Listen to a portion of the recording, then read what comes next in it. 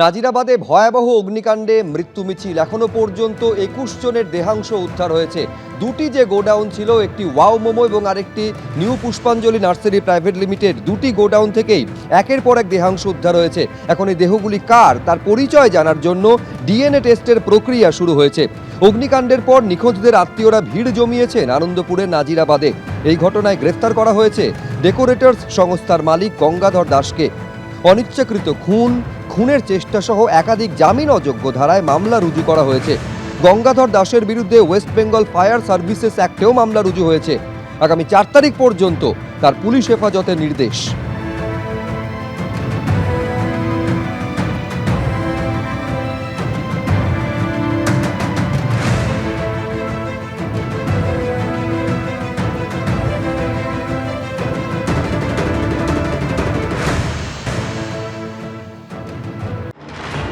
কারো ঝলসানো দেহাংশ পাওয়া গেছে, কারো সেটুকুও পাওয়া যায়নি। পরিবারগুলোর উদ্বেগ আরো বাড়িয়েছে গোডাউনে ছড়িয়ে থাকা পোড়া হাড়গোড়ের ছবি। এবার সেই দেহাংশেরই সূত্র ধরেই নিহতদের শনাক্ত করার কাজ চলছে। তাদের পরিবারের সঙ্গে ডিএনএ ম্যাচিং প্রক্রিয়া শুরু হয়েছে।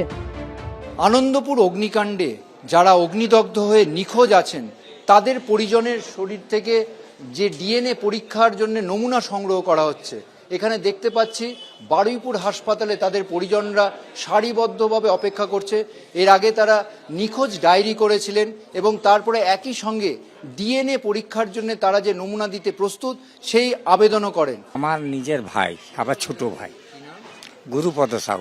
এখানে ভিতরে একটা ফর্মে ফটো মারছি, সেটা জমা নিল। তারপরে যেখানে রক্ত দিয়েছিলাম সেখানে রক্ত স্যাম্পল আসতে তোলার উপরে একটা বোতলে সেটা নিয়ে খামে পুড়ে রাখছে। আবার কি থানার লোকগুলো থানায় আবার যেতে হবে। অগ্নিকাণ্ডের ঘটনার পর থেকেই জামাইবাবু অনুপ্রধানের খোঁজ পাচ্ছেন না এই ব্যক্তি। মিসিং ডায়েরি করছি, কিছু ওরা সংগ্রহ করেছে থানা, আজকে ডিএনএ টেস্ট করবে, ডিএনএ টেস্টে এবারে যা হবে। সোম, মঙ্গল, বুধ 3 দিনই মৃত্যুপুরী এই গোডাউন থেকে উদ্ধার হয়েছে দেহাংশ। কিন্তু সেই দেহাংশের নমুনা সংগ্রহ নিয়েও প্রশ্ন উঠছে। ধোপারবাড়ি কাপড়, একটি জামা, দুটি প্যান্ট, এরকম লিখলে পরে কি জানা যায় যে কোনটা থেকে কি, কার প্যান্ট কার জামা? উচিতটা ছিল যেখানে যা পাওয়া গেছে, যেটুকু পড়ে আছে ওইটুকুকেই আলাদা আলাদা করে প্যাকেট করা। যেখানে যা পাওয়া যাচ্ছে তাতে সুবিধা তো আলাদা আলাদা বেরিয়ে আসতো। ওই ডিএনএটা কার ডিএনএ বেরিয়ে আসতো। আর একত্রিত করলে এখানে সবগুলোকে আলাদা আলাদা দেখতে হবে। ওই যে মেশিনেতে নেবে যখন, সে ঠিকভাবে নিতে পারবে কিনা। অনভিজ্ঞতা তো বটেই, এগুলো কোনোদিন কেউ করেছে নাকি? এটা সহজে হয়? সবাইকে মিলিয়ে একসঙ্গে করে দিই, জনগণ তৈরি করে দিই, তাহলে কি করে আলাদা আলাদা একজন একজন করে লোক কি করে বেরোবে?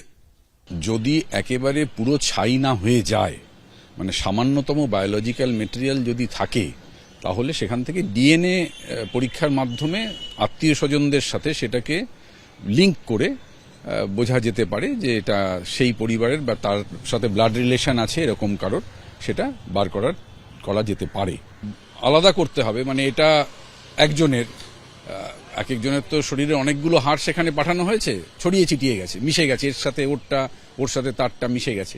এবার তখন প্রত্যেকটা ইন্ডিভিজুয়াল হাড়কে পরীক্ষা করে করে তখন বুঝতে হবে যে এটা কার সাথে মিলছে, ওটা কার সাথে মিলছে। এবং প্রত্যেকটি হাড়ের ক্ষেত্রেই হচ্ছে যে কজন মানুষ নিখোঁজ তাদের বাড়ির লোকেদের স্যাম্পেলের সাথে প্রত্যেকটা টুকরোকেই আলাদা আলাদা করে মেলাতে হবে।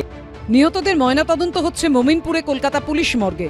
স্বাস্থ্য দপ্তর সূত্রে দাবি, উদ্ধার হওয়া দেহ এবং দেহাংশের মধ্যে থেকে একজনকেই শনাক্ত করা সম্ভব হয়েছে, যেটি উদ্ধার হয়েছে মোমো প্রস্তুতকারী সংস্থার গোডাউন থেকে। বুধবার বাকি দেহাংশগুলির মধ্যে কয়েকটির ময়নাতদন্ত হয়েছে, বাকিগুলির ময়নাতদন্ত হবে বৃহস্পতিবার। স্বাস্থ্য দপ্তর সূত্রে দাবি, অজ্ঞাত পরিচয় দেহাংশ হিসেবেই ময়নাতদন্ত হচ্ছে। ডিএনএ পরীক্ষা ছাড়া কার দেহ কোনটি বোঝা অসম্ভব। অন্যদিকে মোমিনপুর পুলিশ মর্গ থেকে উদ্ধার দেহাংশের নমুনা পাঠিয়ে দেওয়া হয়েছে স্টেট ফরেন্সিক ল্যাবে। ঝিলম করঞ্জাই, সন্দীপ সরকার ও অনির্বাণ বিশ্বাসের রিপোর্ট, এবিপি আনন্দ। রুটি রুজির জন্য তার সংস্থায় যোগ দিয়েছিলেন এই কর্মীরা। আজ তাদের দেহ আগুনে দগ্ধ, ভস্মীভূত, ছিন্ন ভিন্ন। হাড় দেহাংশ ছাড়া কিছুই অবশিষ্ট নেই। আনন্দপুরের অদূরে নাজিরাবাদ অগ্নিকাণ্ডে এবার ডেকোরেটরস সংস্থা নিউ পুষ্পাঞ্জলি নার্সারি প্রাইভেট লিমিটেডের মালিক গঙ্গাধর দাসকে গ্রেপ্তার করল পুলিশ। বুধবার নরেন্দ্রপুরের এলাচি মোড় থেকে তাকে গ্রেপ্তার করা হয়। এই ঘটনায় এই গোডাউনের যে মালিক গঙ্গাধর দাস তাকে কিন্তু পুলিশ গ্রেপ্তার করেছে, নরেন্দ্রপুর থানার পুলিশ। এবং নরেন্দ্রপুর থানার পুলিশ সূত্রে যেটা খবর যে তার বিরুদ্ধে কিন্তু মামলা রয়েছে, দমকলের তরফ থেকে একটি মামলা রুজু করা হয়েছে এই গোটা ঘটনায়। এবং বারুইপুর পুলিশ জেলার পুলিশ স্বতঃপ্রণোদিতভাবে একটি মামলা রুজু করেছে, যে মামলায় কিন্তু তারা গোটা এই মামলা রুজু করে তারা কিন্তু তদন্ত প্রক্রিয়া এগিয়ে নিয়ে যাচ্ছেন। সোমবার নাজিরাবাদের ডেকোরেটরসের যে গোডাউনে প্রথম আগুন লাগে সেটির মালিক গঙ্গাধর দাস। পূর্ব মেদিনীপুরের খেজুরিতে তার বাড়ি। স্থানীয় সূত্রে খবর, প্রথম জেলার মধ্যে নানা অনুষ্ঠানে সাজানোর বরাত পেতেন। এরপর কলকাতায় কাজ শুরু করেন। ধীরে ধীরে তার ব্যবসা ফুলে ফেঁপে ওঠে। সূত্রের খবর, বিভিন্ন সরকারি অনুষ্ঠানেরও বরাত পেতে শুরু করেছিলেন তিনি। সূত্রের খবর, পাশাপাশি যে দুটো গুদামে আগুন লাগে দুটোরই মালিক ছিলেন গঙ্গাধর দাস। একটি তিনি নিজে ব্যবহার করতেন, সেখানে ডেকোরেটরস সংস্থার জিনিস রাখা থাকত। আরেকটি ভাড়াই দিয়েছিলেন ওয়াও মোমো সংস্থাকে। পুলিশ সূত্রে খবর, 2022 সালেও এই গঙ্গাধর দাসের বিরুদ্ধে নরেন্দ্রপুর থানায় জলাজমি ভরাটের মামলা হয়। সেই সময় তার সংস্থার নাম ছিল সুইট ড্রিমস প্রজেক্ট। সেই মামলায় আদালত থেকে আগাম জামিন পেয়ে যান তিনি। বর্তমানে তার সংস্থার নাম নিউ পুষ্পাঞ্জলি নার্সারি প্রাইভেট লিমিটেড। পুরো জলা ভাঙে, পুরো জল ছিল এখানে, সব মাছ চাষ হতো এখানে কম বড়। এখান থেকে দেখো না, এখান থেকে একদম সেও মাথা পর্যন্ত শুধু ওই গঙ্গাধর আর যায়। যখন করে তখন থেকে আমাদের আড়াপ ছিল। আমাদের ওই নারী আবার ছেলেরা আমরা সব আসতাম তো এখানে। তখন তো ওই শুধু এসে ওই ঘরটা করেছিল, এত জায়গা ছিল না। আস্তে আস্তে করে সব কিনে ওই একদম ইয়ে করেছে। ওই মাঝখানে একটা রাস্তা আছে, ও সব দখল করে নিয়েছে। অগ্নিকাণ্ডের ঘটনায় ডেকোরেটরস সংস্থার মালিক গঙ্গাধর দাসের বিরুদ্ধে দুটি মামলা হয়েছে। একটি মামলা করেছে দমকল, আরেকটি স্বতঃপ্রণোদিত মামলা করেছে বারুইপুর পুলিশ জেলা। হিন্দল দে ও ঝিলম করঞ্জায়ের রিপোর্ট, এবিপি আনন্দ। আগুন লাগার 3 দিন পার, বাতাসে এখনো পোড়া গন্ধ। ধ্বংসস্তূপ পোড়া ছাইয়ের ভেতর থেকে এখনো কাছের লোকের দেহাংশ খুঁজে চলেছেন আত্মীয়রা। আমার সঙ্গে এই মুহূর্তে রয়েছেন শঙ্কর জানা। তার ছেলে বুদ্ধদেব জানাকে খুঁজছেন ময়নার এই বাসিন্দা।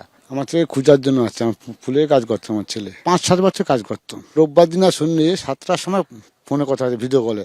বাবা 2-3 দিনের কাজ আছে, 2-3 দিন পর চলে যাবো। কোথেকে ফোন লাগাতো, তখন ফোন আর সুইচ অফ। রুটি রুজির জন্য এসেছিলেন কলকাতায়। আজ তাদের দেহ আগুনে দগ্ধ, ভস্মীভূত, ছিন্ন ভিন্ন। হাড় দেহাংশ ছাড়া কিছুই অবশিষ্ট নেই। এই যে দুটি গোডাউন পড়ে রয়েছে, সেই দুটি গোডাউন সম্পূর্ণ ভস্মীভূত। সেখানে উদ্ধারের কাজ চলছে, সেখান থেকে পুড়ে যাওয়া অংশ বাইরে বার করে নিয়ে আসা হচ্ছে।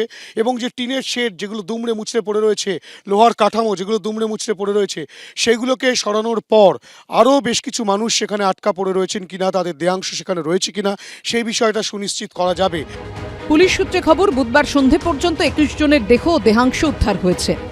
খোঁজাখুঁজিটা ঠিক মতো হচ্ছে না। এই যে বিল্ডিংটা আছে, বিল্ডিংটার ওই সাইড থেকে লেবার রুমটা ছিল। খোঁজাখুঁজি ভিতর পর্যন্ত ভালোভাবে কালেক্ট করছে না।